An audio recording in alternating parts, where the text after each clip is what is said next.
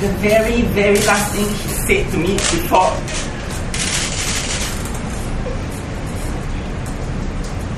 before he passed away was he wants me to go for the surgery because he thinks with the surgery, he thinks with the sex change, it will be easier for me. And he said,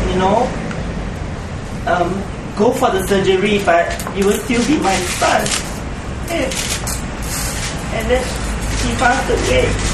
Even on his deathbed, Miss Mala Bendini's father was concerned for her well-being. For good reason, of course. He knew the discrimination that transgender women like Miss Bendini faced. In the newspaper article, Miss Bendini was allegedly chased out of a club at Clarke Quay and verbally abused by staff there. And such discrimination is apparent at many Clarke Quay bars and clubs. But over the months, I have been receiving information from transgender women saying that they are discriminated against at arena, at Circle, at the pump room. That was my own experience at China One. So it's the entire stretch of Clarke Quay. It is clear then that not all night spots disallow entry to transgenders.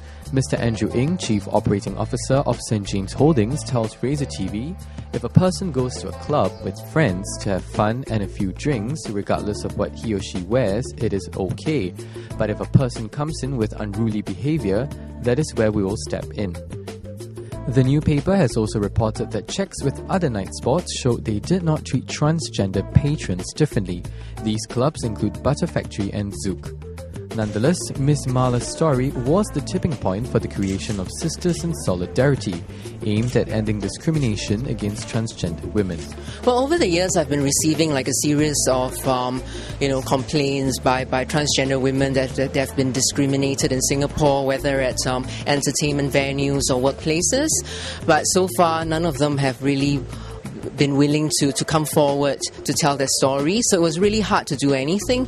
But now that Mala Bendini is standing up for herself and her sisters, that would be, be the trigger for this campaign. There are a lot of sisters, transsexuals in Singapore are afraid to come out because of the social stigma.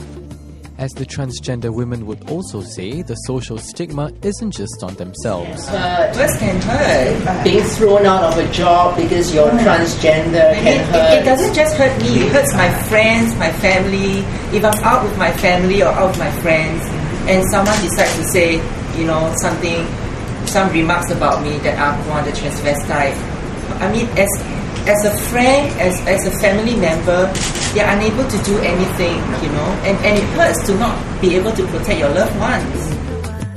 In our next clip, Miss Mala shares her story of discrimination.